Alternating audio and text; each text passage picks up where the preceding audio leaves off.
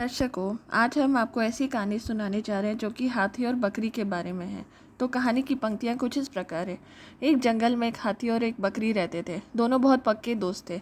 दोनों साथ में मिलकर हर दिन खाने की तलाश करते और साथ ही में ही खाते थे। एक दिन दोनों खाने की तलाश में अपने जंगल में बहुत दूर निकल गए। वहाँ उन्होंने एक तालाब दिखाई दिया। उसी तालाब के किनारे एक बेर का पेड़ था। बेर का पेड़ देखकर हाथी और बकरी बहुत खुश हुए। वह दोनों बेर के पेड़ के पास गए। फिर हाथी ने अपनी सूंड से बेर का पेड़ को जोर से हिलाया और ज़मीन पर ढेर सारे पके हुए बेर गिरने लगे। बकरी जल्दी जल्दी गिरे हुए बेरों को इकट्ठा करने लगी। संयोगवश उसी बेर का पेड़ एक चिड़िया के घोंसला भी था, उस जिसमें चिड़िया का एक बच्चा सो रहा था और चिड़िया दाने की खोज में कहीं गई हुई थी। बेर का पेड़ जोर से हिलने के कारण चिड़िया का बच्चा घोंसले से बाहर तालाब में गिर पड़ा और डूबने लगा। चिड़िया के बच्चे को डूबता हुआ देखकर उसे बचाने के लिए बकरी तालाब में कूद गई, लेकिन बकरी को तैरना नहीं आता था। इस वजह से वह भी तालाब में डूबने लगी।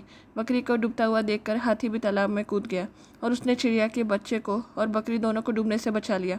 इतने में चिड़िया भी वहाँ पर आ गई और वह अपने बच्चे को सही सलामत देखकर बहुत खुश हुई। उसने हाथी और बकरी को इसी तालाब और बेर के पेड़ के पास रहने के लिए कहा।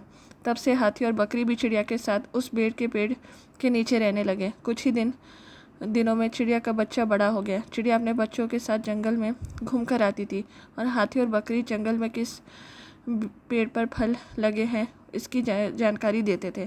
इस तरह हाथी, बकरी और चिड़िया मज़े में रहते और खाते पीते थे। कहानी